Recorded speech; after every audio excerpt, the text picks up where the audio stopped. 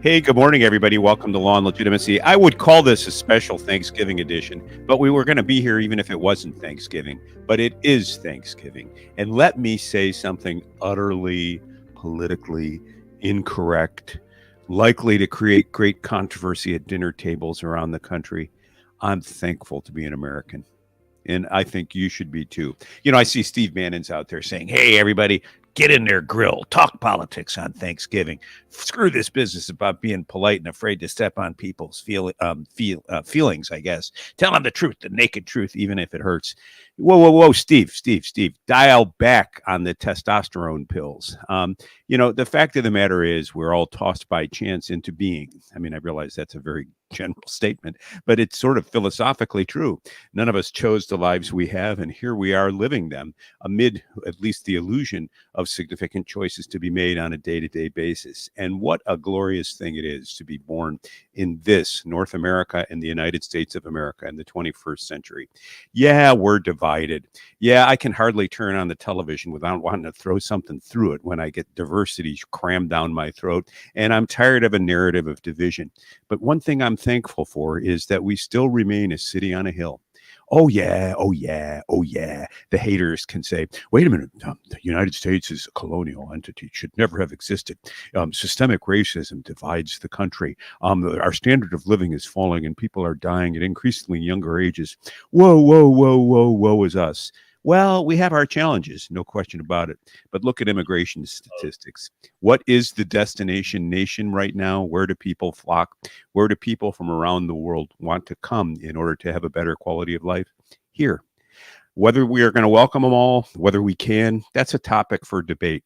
But today on Thanksgiving, if you're lucky enough to be among family and friends, I'm encouraging each of you to take a moment and do something corny. Look at the person next to you and tell them why you're thankful to see them that day.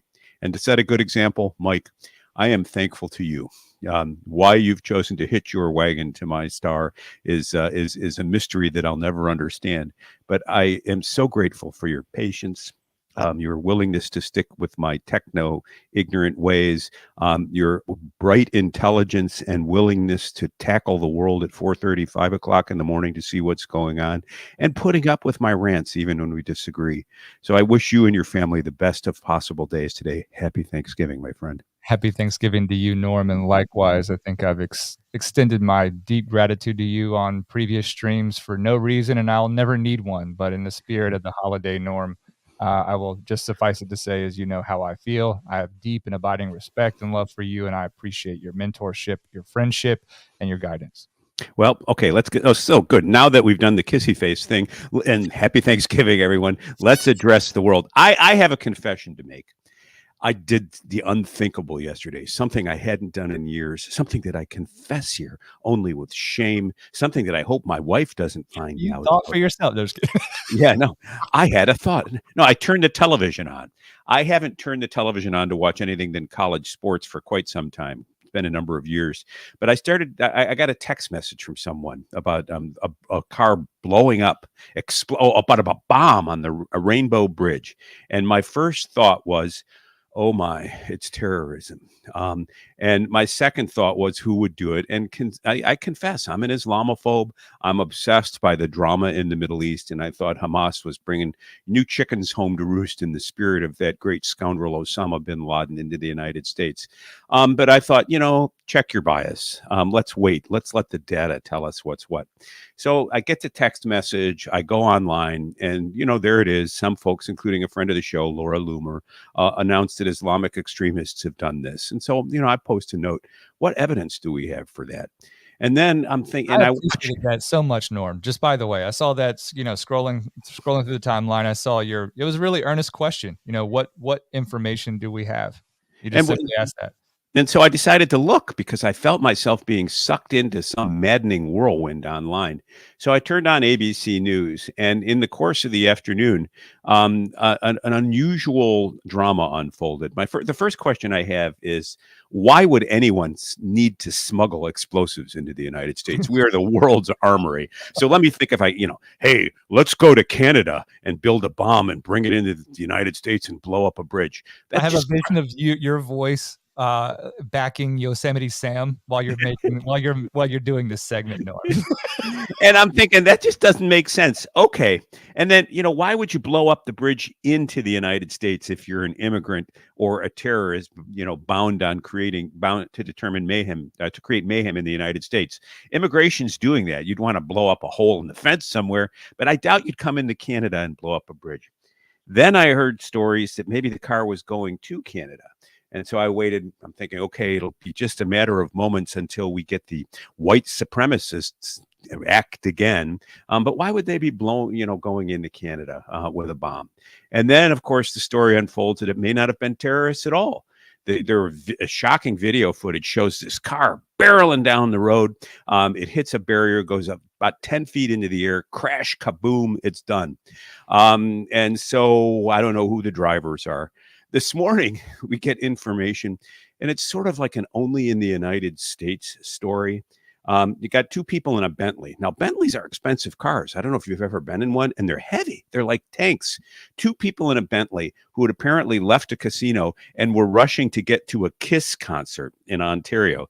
These are the people as one does, right? Yeah, expired in this fiery blast. And so I'm thinking for this, we shut down four access points into the United States. The ABC News anchor I watched, some Wraith-like figure who had a panel of terrorism experts on, she kept waiting for news. She wanted to deliver the lead. Was it terrorism? Was it not? Was it terrorism? Was it not? Please let me stoke that fear factor. Oh my gosh, what are we going to do about the Thanksgiving Day parade? She said. And one of the guys says, we have no evidence to believe that it's linked to the Thanksgiving Day parade at all. But the seed of anxiety was planted. And so I watched her bubble burst when at the 4-hour mark, the crime unsolved, they had to pivot to other news like crowded airlines and so forth on the Thanksgiving holiday. So I turned the television off. And as the day unfolded, I had to account with my own biases. One guy online sent me a note, close your eyes and what do you see? Well, when I closed my eyes, what I saw was a Hamas guy trying to destroy me because that's my fear. So I wrote back to him, when I close my eyes, all I see are my biases. What I want to do is open them and see what the evidence brings. What the evidence brings is yesterday, a piece of random chaos that makes this country what it is, so great and so terrifying all at once struck.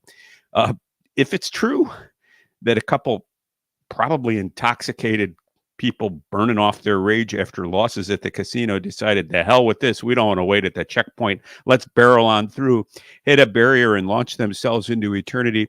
So much the worse for them. It's sort of a Thelma and Louise story, of two American kids doing the best they can. Little ditty about Jack and Diane, two American gamblers doing the best they can. They got to the bridge one day at noon and they went in the air and soon kaboom. They didn't get to the Kiss concert. So now what? Are the public health people going to say, hey, rock and roll can be dangerous. We need to regulate access to Kiss concerts because look what happened.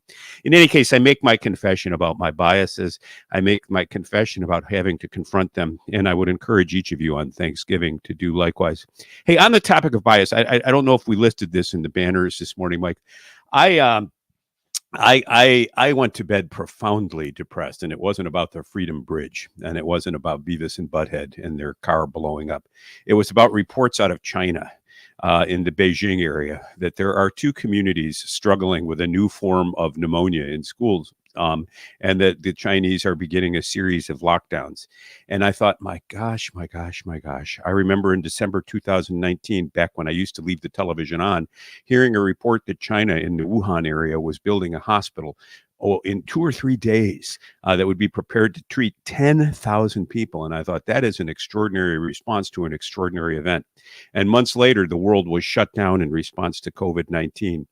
Are we ready for another public health crisis? I just can't do it again. If we get to the point where there is a virulent pneumonia virus cascading, and the United States government decides to shut us down, and the states decide to use their emergency power to halt us in our tracks so that we remain safe from the virus, I don't know what I'm going to do. I don't know what you're going to do. I don't know what the American people are going to do. I've got a pretty good idea. It's not going to be pretty. Because if you look at events in the last 72 hours, suddenly populism's on the rise around the world. We've got the results of the Dutch election, and a populist, an anti-immigration populist, has captured the flag, as it were. Similarly, in Argentina, a voluble young man has become president, and he seems to be reflecting a populist urge that suggests that the global dedication to virtue in globalism's promise of a better world, if we'd all just go along, get along, and follow the script, is being rejected by increasing numbers of people. You see that here in the United States as well, where there are disturbing reports of discussions seeking to normalize the assassination of Donald Trump. People are talking about him needing to be eliminated. Why can't somebody just eliminate him? Of course, this is coming from the left, and it sort of reminds me of a morbid game that used to be played in one of my former law offices. We used to call it death bingo. We'd get together the week before the new year, and we'd put money into a pot and decide who's going to die that year, who was likely to age out, or whose reckless lifestyle was likely to result in their death. I wonder whether assassination bingo is being played around the United States right now as people seek to normalize the violent elimination of Trump. Is there a B list of people on the left that would be targeted in retaliation in the event that Trump is in fact assassinated? And isn't that sort of thinking, that binary left-right, you take yours, we'll get ours, let's use violence to end our discussion about quote-unquote extreme possibilities, isn't that a prelude to civil war? And isn't civil war and the sort of radical division that can drive the country really much on everyone's mind these days? I suspect it is. Also I don't know if you realized it yesterday. I forgot until the end of the day. Yesterday was the 60th anniversary of the assassination of John F. Kennedy. I don't know how many of you who are listening to this are old enough to recall the day. I don't recall the day, I recall the aftermath. I was 8 years old the year Kennedy was killed, and it was a momentous year for me before the shots were fired at Dealey Plaza. That was the year my father disappeared and my mother collapsed.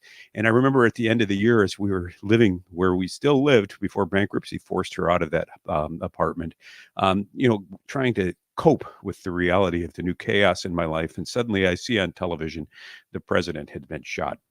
And it wasn't an event that meant a lot to me in my 8-year-old psyche. What meant a lot to me was going out to play and getting out of the house and away from the despair and sorrow and tears of my mother.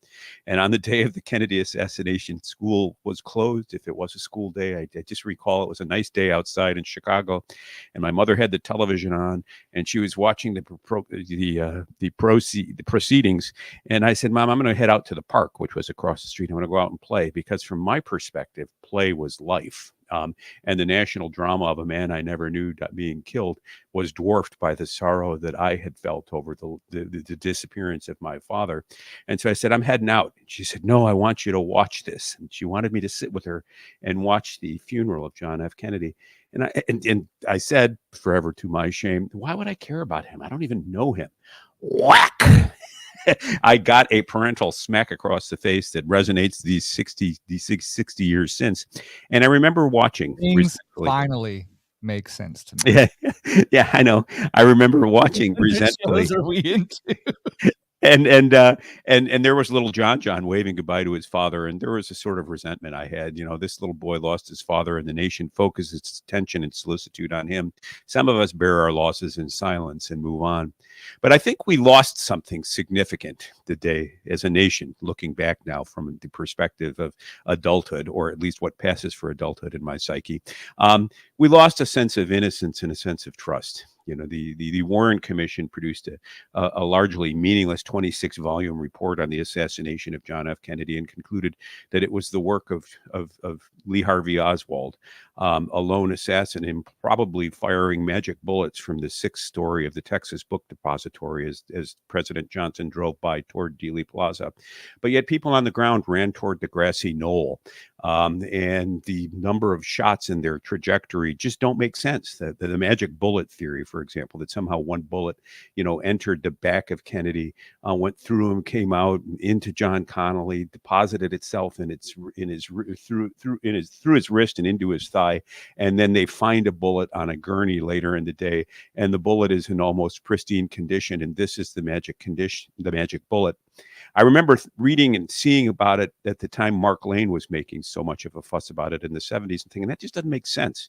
And now I can tell you, after 30 plus years defending people in homicide cases, I know it doesn't make sense, because no one bullet can cause all that damage and not be damaged itself. And therefore, we were not told the truth. Our government, in my opinion, and there was more than one shooter. Lee Harvey Oswald said, "I'm a dupe, I'm a patsy," when he was portrayed to the world by the Dallas police at some point. And then Jack Ruby, of course, mysteriously got access to him and killed him before himself dying. Now, over the years, I've resisted the urge to be a conspiracy theorist on the Kennedy killing, because I always thought that conspiracy theorists were the resort of the simple-minded. The world is complex, and trying to understand all of the factors that go into an event is the sober work of historians and analysts and journalists, and they need not to adopt simple hypotheses to simplify reality. Reality is complex, and a mature intellect embraces the complexity. What's more, how could we have a conspiracy so vast that it wouldn't be broken after all these years? But yet, the evidence seems to suggest that there were powerful interests in the Central Intelligence Agency, powerful interests in the government that wanted Kennedy eliminated, that they worked with organized crime on plots to eliminate other world leaders, and that events on the ground that fateful day in Dealey Plaza suggest that other individuals were involved and were protected. As journalists and muckrakers sought to reflect this larger truth in pieces of fiction and in writing, lots of people involved on the ground and close to the event ended up dying mysterious deaths. And to this day, there are still new revelations coming out about the Kennedy assassination. There was an interesting piece in New York Magazine just last month about how the Central Intelligence Agency has lied to Congress and to the American people to protect the identity of a CIA agent who was a control agent, a person who was familiar with and monitored and worked with Lee Harvey Oswald, because he was a person known to the CIA and used by the CIA. And certainly, wouldn't he be known to the CIA? Young guy in his 20s working in Japan at a facility where U-2 flights were launched and debriefed. Decides to defect to the Soviet Union. He marries a young wife there, and he comes back to the United States. And when asked by investigators what information they had on Oswald, they said virtually nothing. I mean, clearly they were surveilling the threat to the Soviets. And when Oswald went to Moscow armed with knowledge about U-2 flights, which were so controversial at the time, wouldn't the CIA want to know what he said to the Soviets? So I think that what the Kennedy assassination remains very relevant, because it suggests that there can be conspiracies so vast, so immense, that their tracks can be covered, and that a government can resolve to keep the truth from the people. And as crazy as it sounds to me, as hard as I have hard a time as I have accepting it, it is quite possible that the government can and has succeeded in the case of the Kennedy assassination. And if then, why not now? And it brings me to my current preoccupation, which are the events on the ground on January 6, 2021 in Washington. Amid the revelations of new videos recently released by the House, there is a growing cacophony of people who are suggesting that the events for that day were inspired, if not caused, by the United States government, and that they are trying to cause to cover their tracks. The reason for doing this would be to draw attention away from an election, the results of which are still contested in many minds to this day. It's a little octane rich from where I come from. But what I suspect will happen is, over time, the January 6th event will polarize us yet again and give us further reasons to be thankful to be Americans in this, the best of all possible worlds. And there will be those who say it was caused by the right, and there will be those who say it was caused by the left, and there will be endless interrogation of the data.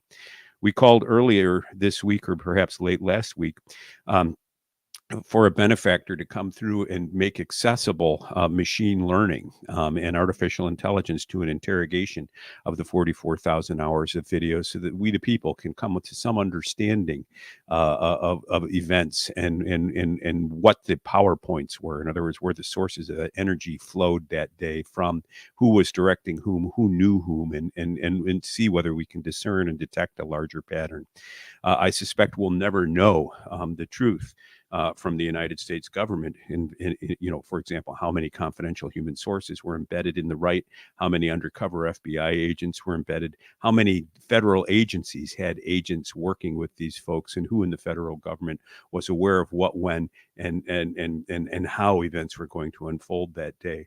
Powerful interests have motives to keep us from knowing the truth. They did at the JFK case 60 years ago and to this day, and I'm beginning to suspect they do with respect to the events on January 6, 2001. Why does all this matter to you? Why does all this matter to me? Mike, take it away from here. Because we do have the ability, to speak to one another on social media, and social media is becoming the new digital forum in the United States, or digital marketplace of ideas. And powerful forces are seeking to restrict what you can learn, and when you can learn it, and how you can learn it. And no more controversial a figure in this debate exists than Elon Musk, who this week sued Media Matters, a left-wing purported media watchdog that suggests to reflect and disclose and reveal biases and mistruths in reporting that it disagrees with. But what biases does it bring to the table? And will we learn anything about Media Matters in the case of X versus Media Matters?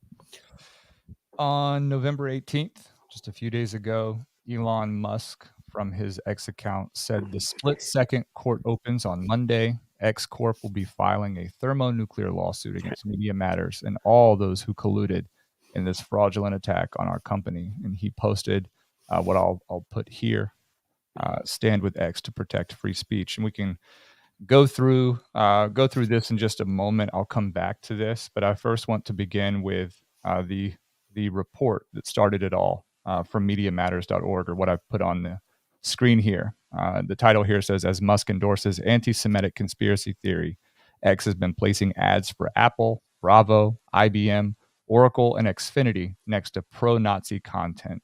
What anti-Semitic conspiracy theory did Musk endorse? I must have missed that. Well, we'll go through this timeline here. The subtitle says, CEO Linda Yaccarino previously claimed that brands are, quote, protected from the risk of being next to, end quote, toxic posts. So this began, we got a small timeline here where it says on November 16th, IBM released a statement to the Financial Times saying it has suspended all advertising on X while we investigate this entirely unacceptable situation. November 17th, Axios reported that Apple is pausing all advertising on X, the Elon Musk-owned social network, sources tell Axios. And what I can tell you is that that Elon has strenuously rejected the claims being made by Media Matters, which are that the biggest advertisers that X has on its platform, Apple, Bravo, Oracle, Xfinity, IBM, and others, their ads are being placed to pro-Nazi content. What pro-Nazi content? What anti-Semitic? What we have here. I haven't seen it yet. Well, this is what has been, and this is why I brought up the Media Matters page, so that we can all look at this stuff together. So there's this apparent account, Carl Rattle. Let's do some more ignored facts about the Third Reich. After the Weimar Republic moved towards decriminalizing abortion, the Reich formally outlawed it in 1934 and increased the punishment in 1943. In 1934, punishment for abortion was 5 years. Da-da-da-da-da-da-da-da. And then you see Xfinity placed next to that, right? Real talk, what people think a spiritual awakening is like versus what's actually like. And then there's a picture just juxtaposing some, young female doing yoga, peaceful serenity on a balcony somewhere above the Third Reich and Adolf Hitler, right? And below that appears an Apple ad, right? And what Media Matters is saying is that this is all organic, right? But what does it even mean? I mean, is this historically true? Were these penalties imposed? And if they were, what makes reporting on it anti-Semitic or an endorsement of Nazis? Well, in the case of the latter, Norm, this is something that Apple, you would agree, would not want its ads appearing next to, Hmm. right? You've got an account called The Nationalist or The National One, right? And then someone quote posting that saying, "This is sadly true, something that most will never be able to see," right? From another random Caraticus Nick account. And then Apple being below that. There's more. And this is just a sampling, right? And this is what Media Matters is saying that it discovered, right? It just discovered, Norm. Not that it arbitraged, not that it manufactured, not that it had any hand in creating. Did it have a hand in creating this? It absolutely did, according to Elon. And this is why we'll go back to this. Here are the facts on Media Matters research. To manipulate the public and advertisers, Media Matters created an alternate account and curated the posts and advertising appearing on the account's timeline to misinform advertisers about the placement of their posts. These contrived experiences could be applied to any platform. Once they curated their feed, they repeatedly refreshed their timelines to find a rare instance of ads serving the next to the content they chose to follow. And here's where it gets interesting, Norm. Our logs indicate that they forced a scenario resulting in 13 times the number of ads served compared to the median ad served to an X user. Of the 5.5 billion ad impressions on X that day, less than 50 total ad impressions were served against all of the organic content featured in the Media Matters article. That's so can you break that down into English that the rest of us can understand? What does that mean? Impressions are how many times an advertisement is seen on a platform, right? Okay. So any post for that matter, right? You can look at your posts, Norm, on X, and you can see an indicator with some statistics at the bottom right. You'll see how many times somebody reposted it, quote posted it, liked it, replied, that kind of thing. But you can also see just in general how many times that post was viewed globally within the internet of Twitter or X, right? And what this bullet point is saying of the 5.5 billion ad impressions on X in one day, meaning that of all advertising, it created over 5.5 billion views for ads. Less than 50 of that total were served against all of the organic content that Media Matters is referencing. In other words, against the content that Media Matters is saying was anti-Semitic and placed these other ads next to the anti-Semitic content, right? So there were 50 times where this content was next to a major advertiser. And it gets worse. For one brand showcased in the article, one of its ad read adjacent to the post 2 times, and that ad was seen da-da-da-da-da. What we really get to, and I will actually get to the lawsuit aspect of this here, because I want to make sure that you can get a sense of exactly what they're alleging. Here's the complaint. We're in the United States District Court for the Northern District of Texas in the Fort Worth Division. The posture is simply tortious interference with contract, right? We've got interference with prospective economic opportunity and downright degradation of reputation.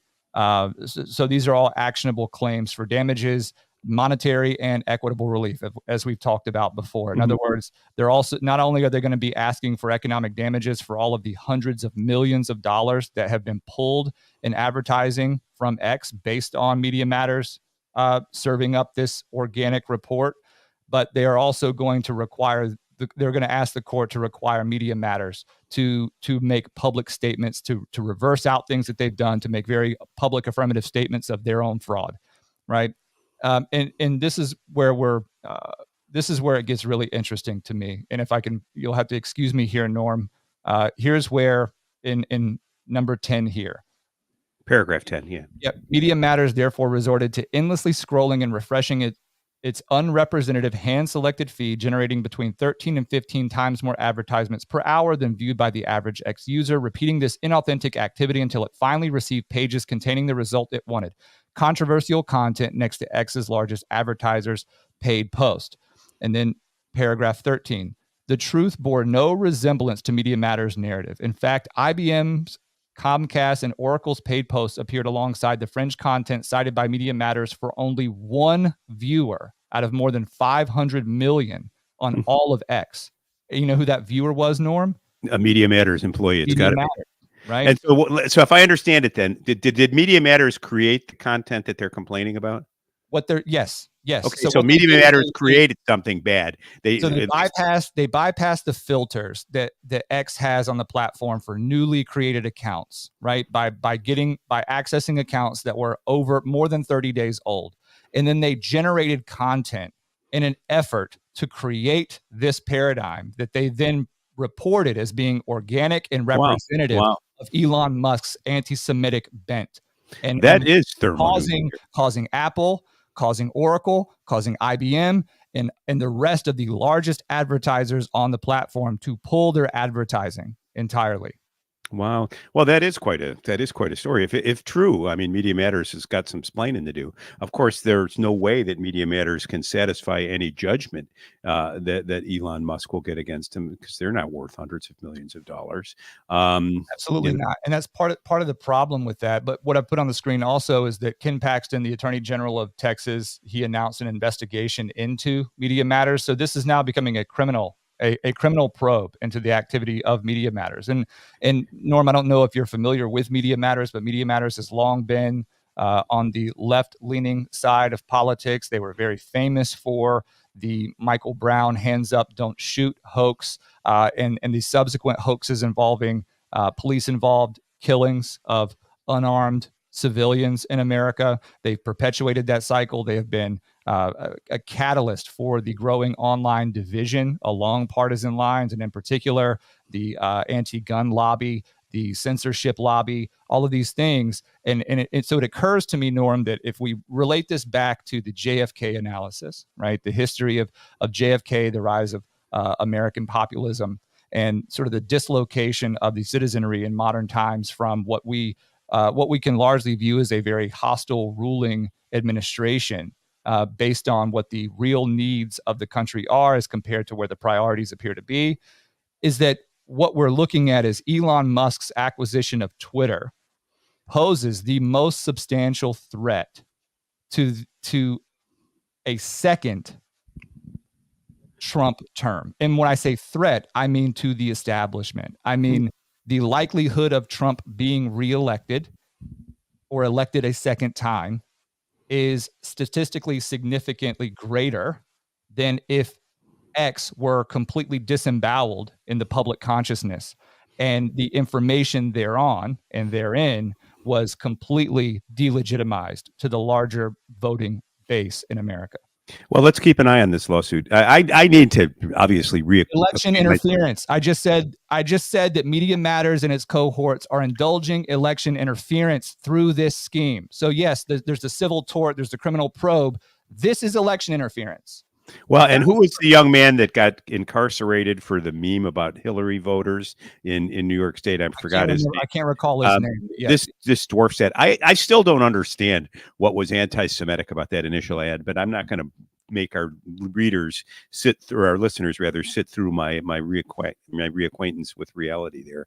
We'll report more on this in the weeks to come. But if what I hear you saying, Mike, is true, it is shocking and should be a death blow for Media Matters. If Media Matters created content which it knew to be offensive, sought deliberately to bypass the controls that Twitter had to prevent material like that from being published, saw it get online, and then trolled Media Matters until randomly an ad from a major advertiser was next to that ad, found a single instance of it, and then broadcasts this as the policy and practice of Twitter to Twitter's detriment. Media Matters should be consigned to the trash heap of American history. Now, of course, FIRE, a freedom of expression group, has taken a shot at Musk, saying that this is an example of his engaging in an anti-SLAPP endeavor. That is a lawsuit against strategic participation in public affairs. I'm not so sure based on what you've said. The First Amendment protects speech, but it doesn't protect all speech. It doesn't protect defamation, and it doesn't prevent a tortious interference with contractual expectations. It's a thin line rather, and a close needle to thread, and we'll see whether Musk and his lawyers can thread it. And I don't know whether. So it says there's Elon Musk for the Center for Countering Digital Hate, a nonprofit research file motion to strike lawsuit under California anti-SLAPP law. I think you may be referring to a July 31st lawsuit against that, the Center for Countering Digital Hate. Okay, So that may be a separate lawsuit. Okay, I may have got that wrong. And so let's move the on. last thing before I go, I know we'll move on. This is the very last thing. What I thought you may have been referring to yesterday was when Elon went on to X and began informing the user base that any reference to from the river to the sea, that phrase would result in the account being censored, right? As a call to call to action, as a call to violence, right? And so I thought that we were going to go down that road with you. That to me is a pretty intellectually stimulating analysis. Yeah. There's one to be had there, and maybe we can get back to that. But I just want to make sure that we are clearly parsing the issues Elon is facing. I mean, this is SpaceX, Tesla, and X, right? This is his. Those three things to me are the most important tools to preserve what the ideal of the American Republic as we have invested in it through previous generations. Right now, what we're watching is a coordinated effort to completely delegitimize the platforms that he owns, the technology that he runs, and his prominence and influence on the American public. Well, let's keep an eye on that. It certainly bears analysis, as we like to say here, and it warrants a closer look than I've given it. We'll report more perhaps tomorrow, certainly next week on this. Hey, quick update on Owen Schroyer. I spoke to Owen a week or so ago and had some other communication not long ago. We reported yesterday that he's out of solitary confinement. Owen told me he sent me 2 letters and to keep an eye on them, out for them. And when he told me this 10 days or so ago, he was surprised I hadn't yet received them. I told you yesterday we had not received any letters from Owen. Yesterday, the second arrived. It referred to the first, but not the first. And I'm obviously not at liberty to read what he wrote to me, because I'm his lawyer and there is an attorney-client privilege. But I can say that based on the letter, he's well. All is well with his soul. He reports something like a spiritual epiphany, dark days that he's passed through. And as I've said to you before, based on my communications with him, he remains grateful to you for your support. Keep an eye on Gateway Pundit and other publications. There's going to be some reporting this week on prison conditions for J6 inmates in general. So the situation remains quite dire for Zachary Rell. I believe he's at the Lewisburg facility, which is on lockdown, on reports that prison officials found a gun among the inmate population. It's associated with Mr. Rell, so don't get yourselves all bestirred. Of course, my view is, they usually prisons that is engage in lockdowns when they find a shank, a homemade prison knife. If a gun actually found its way into the prison population, that is indeed quite alarming. But continue, I suggest folks to look up the name of individual J6 defendants that you want to support on the Bureau of Prisons website. Look at the inmate locator drop-down menu, type your inmate's name in, and then find out where to send a letter to them. These letters mean the world to these guys. We're hoping that we can get them out well before they are done finishing these long and ridiculous sentences. Your support will mean the world, and we're asking you for it. What do you got there on the chat? This is the comment of the day. This is when you were expressing your gratitude and your thankfulness for our friendship and relationship. Norm, we hear well said, LOL, what is this? Is Norm on acid? Happy Thanksgiving. What? I guess you were breaking character, Okay, so yes, I was on acid, so let me then take that note to hallucinate some more. I see an America filled with people who are critical reasoners. I see an America of people who are fed up with the identitarian politics. I see a people redeemed who recognize that we're created, not made, that we don't make ourselves in our own image, that in the pursuit and love of God is the beginning of all wisdom, and that politics is a fallible enterprise where we try our best to learn to live together, knowing that we'll fail. We forgive us our trespasses as we forgive those who trespass against us, and we know we are bound, destined, and determined to live with integrity in the shadow of excellence. Yeah, we may not all agree on what excellence is, but it's the pursuit of it that makes life sweet in the United States, and it's why people are banging down the doors to get here. I need another tab! All right, so some follow-up here, because our chat is wonderful for giving us the information that we neglect or forget. We hear well on the JFK side of things, says Eric Hunley and Mark Grubert have a Rumble show called America's Untold Stories and his portraits of all the JFK players. Mark would make a great guest on this topic. So I'd love to find him. Yeah. I'll look into that. Okay. And I was going to ask you before we get off here, what the likelihood is that we're able to secure Owen for a guest spot here when he comes home. I'd say it's somewhere between 100% and even more. I mean, we'll get him. He's going to be out and he'll be much in demand. And I'm sure that he'll be able to find a half an hour or so to tell us about the spiritual journey he had in the belly of the beast called the Bureau of Prisons. Just to follow up more on Media Matters, this is an important fact that Media Matters is a 501c3. It's a tax-exempted nonprofit entity, which makes the resolution or the compensable damages pretty interesting in the X lawsuit, and it also means that any of the corporate interests that funneled money into that may be somehow immune from the wrongs that they indulged. Interesting. Hey, shout out to Janice Dombrowski. She's doing a great job of fact checking the young man who was put in prison for a quote unquote false meme, the Hillary meme, basically saying to voters, "Hey, vote here if it's if you're worried about things." And of course, it was a vote that led nowhere. Was Douglas Mackey, and Mackey's doing federal time. By that standard, Media Matters is entitled to a jail cell as well. Much love to Janice Dombrowski. She's a longtime friend of the show. I was led to believe she'd be stuffing turkey this morning and wouldn't be here listening, but she has, and she's made her voice and presence known. We also here have, and I think this is nice to put the chat box up here. So if any of you want to rewind and pause at this timestamp, I got a window in front of the timestamp. I think we're probably 40 minutes and 58 seconds in. But here are the names and addresses for those incarcerated. Owen Schroyer there in Oakdale, Louisiana. Joseph Biggs in Petersburg, Virginia, and Enrique Tario there in Manchester, Kentucky. You also have Dominic Pizzola there in I think in the same correctional institution. And if you are inclined, and it's a big if, and you want to give some support and show some love to the Owen Schroyer Legal Defense Fund, aka moi, click on there and give us some love.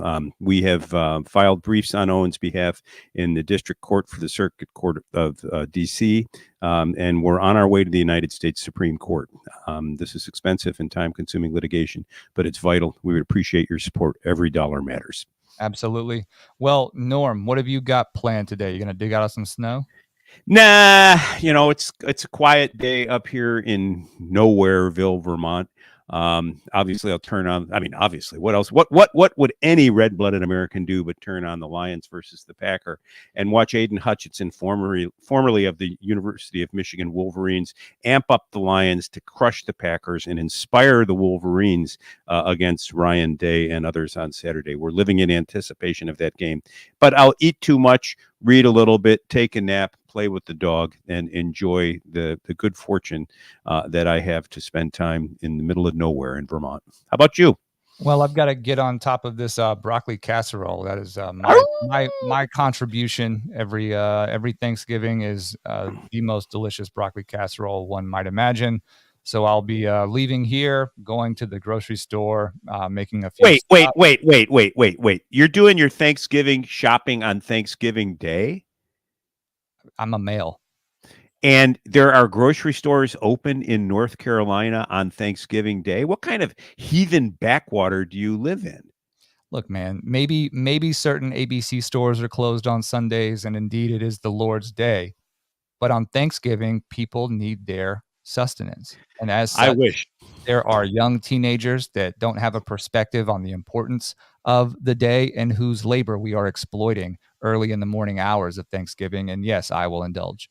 I wish. I can't get off my property. We're up on a pretty steep hill, and we've had a lot of snow and some ice, and our plow is down right now. So I'm not going to be moving from the Mons today. But there it is. So happy Thanksgiving, everybody. Find somebody to love.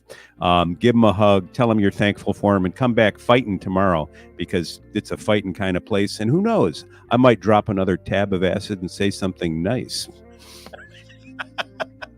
Well, yeah, you can find us on X at LawPod Daily. Please do go ahead and make sure you're following us there. Thank you to everyone in the chat. The T-Girl says, fail Mike. That's crazy, though. I mean, what do you want me to do? What do you want me to do? Get out of the house during the week? There's not a chance. Anyway, we're on X. Follow us on X at LawPod Daily. Follow us on Rumble at LawPod Daily / Law and Legitimacy. Whatever we do over there, those guys are getting on my nerves, man. They're always cooking something, except for a static stream key. So Rumble, we do too many videos and we have too many live viewers, and somehow our views have just dramatically decreased on this platform, and yet we continue to support you. So get us a static stream key at the very least. I'd be thankful for that. And on YouTube as well, you can find us there. Thank you for everybody for giving us 5 stars and a nice comment, or leaving us alone over on Apple Podcasts, Spotify, Google Play, Overcast, Audible, wherever. Norm, I'm going to go and do things that men do, which is last minute shop for things and fulfill obligations, because we're not gonna mail that in, right? Well, I'm going to go do things that other men do: eat too much and nap while watching football. Happy Thanksgiving, everyone. Happy Thanksgiving, everybody. See you tomorrow.